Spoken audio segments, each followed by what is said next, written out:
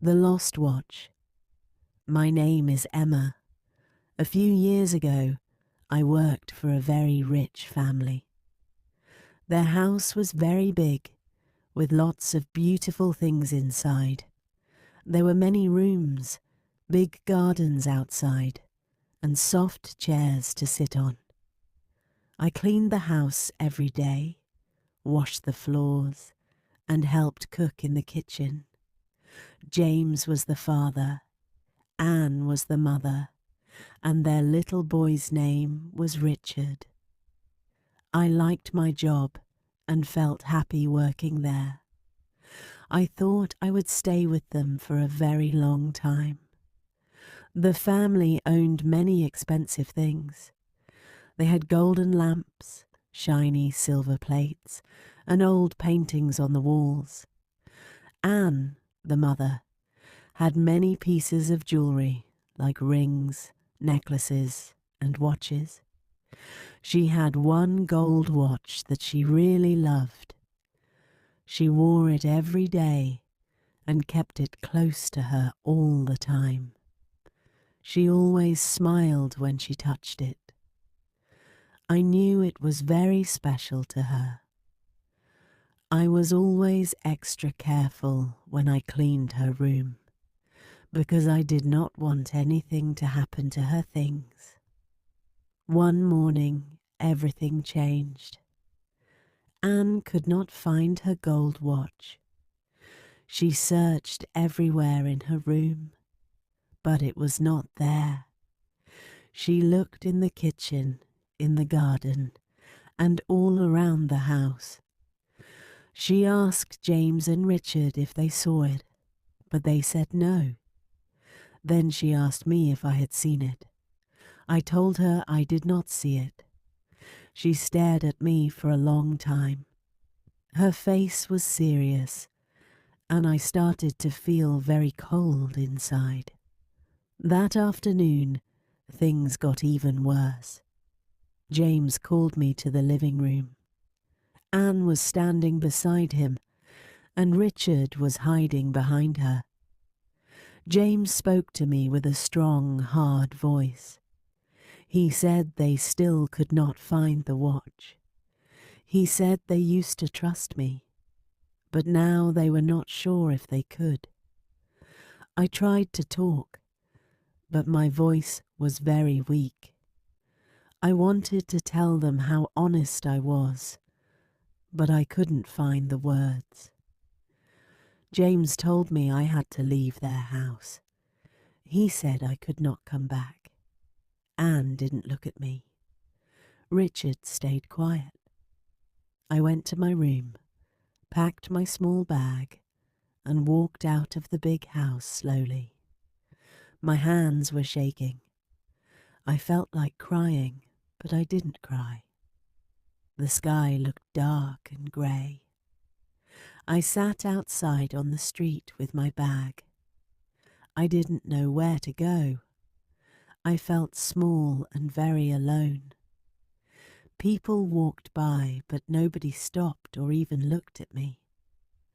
I thought about the house, the garden, and little Richard. I thought about the happy days I had spent there. My heart felt heavy and sad. I wondered why they believed I had taken the watch. I was always honest and kind. I cleaned their house like it was my own. I loved working for them. But now they thought I was a thief. That hurt more than anything else. I closed my eyes and wished the day would end. I sat on the street for a long time, feeling tired and cold. The sun went down slowly. I watched the lights turn on in the windows of the houses nearby. I thought about where I could sleep. I had no home and no family in the city. My bag was small and only had a few clothes and some coins. I got up and started to walk, but my legs felt very weak. I found a bench near a park and sat down. It was hard and not comfortable, but it was a place to rest. I looked at the sky and saw many stars.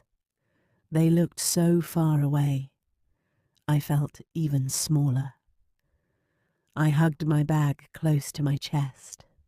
A cold wind blew through the trees. I closed my eyes and tried to sleep, but I could not. My mind was full of sad thoughts. I missed my little room in the big house.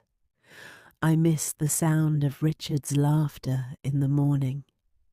The next morning, I woke up early. My back hurt from sleeping on the hard bench. My clothes were dirty, and my hair was messy. I walked to a small cafe nearby and used my last coins to buy a small piece of bread. The woman behind the counter looked at me with cold eyes. I sat near the window and ate slowly. I watched people walking outside. They wore clean clothes and looked happy. I felt like nobody could see me. I felt invisible. Later, I went to the market and asked many people if they needed help. I asked if I could clean or carry things. Some people said no. Some did not answer at all. One man selling apples told me to go away. I tried to stay strong, but inside my heart was breaking. I wanted to cry, but I held back the tears. I told myself to be brave. I walked all day, but found no work. That evening, I sat near the park again. The sky was red and orange from the sunset. I thought about my old life. I thought about Anne and James's smiles, and about Richard giving me flowers from the garden. I wondered if they missed me, or if they had forgotten me. Just then, I heard someone calling my name. I looked up and saw a woman running toward me. It was Anne. Her face was red from running, and she was breathing hard. She wore a long coat and held something shiny in her hand. My heart started beating fast. I stood up, but I didn't know what to say. Anne came close and held out her hand. In it was the gold watch.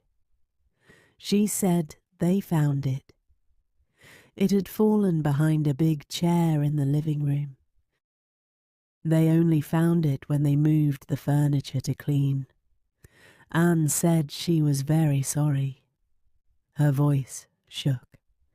I looked at the watch, then at her face. I felt many emotions at once. I was happy I wasn't a thief. I was sad for all the pain. I was angry that they did not trust me. I wanted to shout, but I stayed quiet. Anne asked me to come back to work. She said they missed me. She said Richard cried for me every night, but I didn't take her hand. I didn't move. I thought about the cold way they spoke to me. I thought about the long night I spent on the bench. I thought about how they did not believe me when I told the truth. My heart was still hurting. Anne said that James felt bad too. She said Richard asked about me every morning. She said I could have my room, my bed, and my job again. She promised they would never doubt me again. I listened, but said nothing.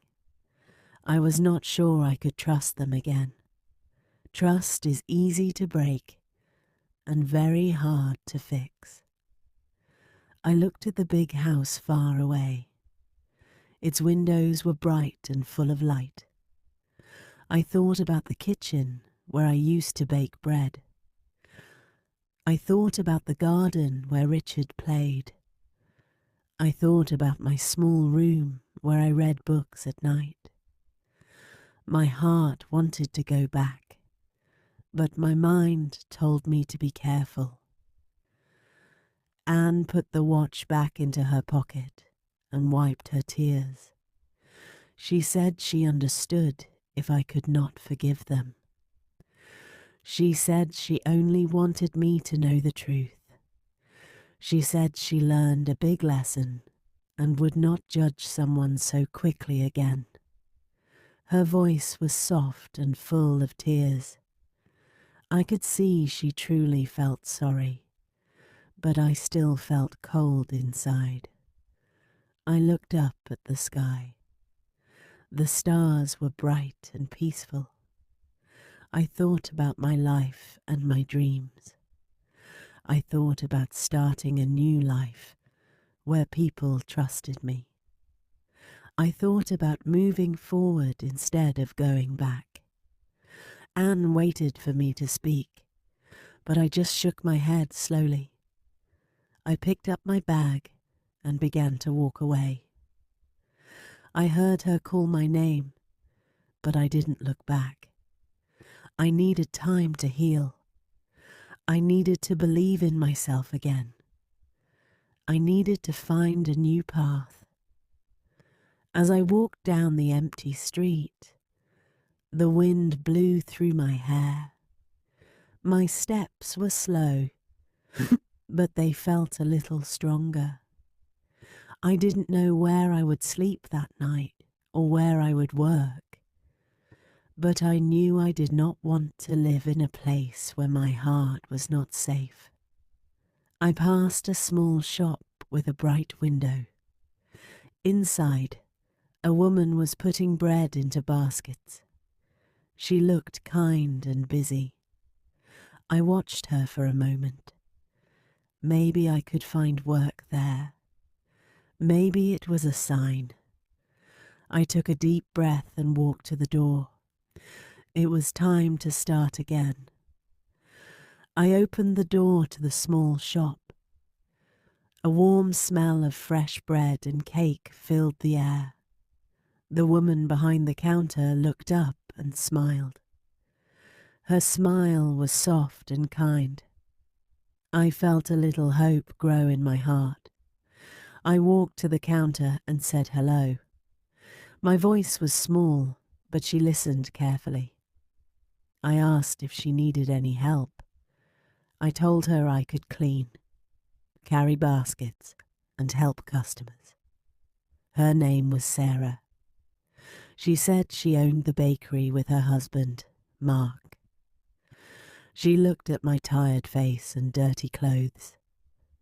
She said nothing for a moment. I waited and hoped. Then she said I could help clean the bakery in the mornings. She said it would not be much money, but I would get food and a place to sleep. I felt my eyes fill with tears, but I looked down and whispered, "Thank you." Sarah showed me a small room behind the bakery. It had a little bed, a table, and a window looking out onto the street. It was not as big or fancy as my old room, but it felt safe. I put my bag on the floor and sat on the bed. I felt tired, but also stronger. I had a place to stay. I had a new chance. That night, I slept well for the first time in many days. The next morning, I got up early. I washed my face and brushed my hair. I wanted to look clean and ready to work. I swept the floor, cleaned the tables, and washed the windows. Sarah smiled when she saw my work. She said I was fast and careful. Mark gave me a piece of fresh bread. I felt happy again. I felt useful. As the days passed, I learned more about the bakery. I learned how to arrange bread, help customers, and pack cakes. I loved the smell of fresh bread each morning. I liked hearing the happy sounds of people talking and laughing. I felt needed. Sarah and Mark never spoke to me in a cold way.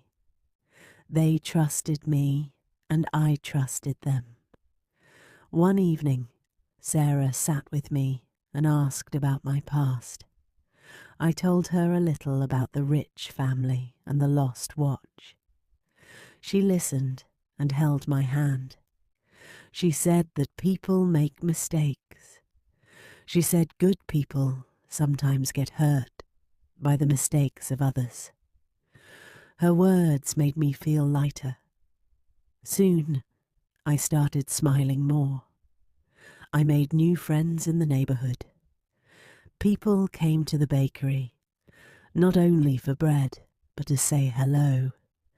They knew my name. They liked my smile. I was not invisible anymore. I was part of something good. It was not a big house with gold lamps, but it had warm hearts. That was enough for me. One day, while I was cleaning the window, I saw Richard across the street. He held Anne's hand tightly. She looked at the bakery, and our eyes met. Richard waved. Anne smiled a sad smile and nodded once. Then they walked away. I didn't run after them. I didn't call out. I knew I was not the same girl. I had changed. My life had changed. Love was not enough without trust. Sarah saw me looking sad. She came and gave me a warm loaf of bread. She said, "You are safe here." Her words felt like a soft blanket. I smiled and said, "Thank you." One day I found a letter on the table. It had my name written carefully on it. I opened it with shaking hands. It was from Anne. She wrote about missing me. She wrote about regret. She asked if I could visit one day. I sat down and read the letter again and again. Her words felt heavy and light at the same time. That night, I told Sarah about the letter. She said, "Follow your heart." The next morning, I put on my best dress and packed a small bag. I told Sarah and Mark I would be gone for a day. They wished me luck. I walked to the big house. I rang the bell. Anne opened the door. Richard ran to hug me. Anne cried and said sorry many times. We sat in the sunny kitchen. I told them about my new life. They listened with real smiles. When the sun started to set, I stood up to leave. Anne asked me to stay, but I said no. I needed to go back to my new home. I walked back to the bakery with peace in my heart. I thought about everything. I thought about the lost watch, the lost trust, and the lost home. But I also thought about what I had found. I had found strength, kindness, and a new family. Sometimes losing something helps you find what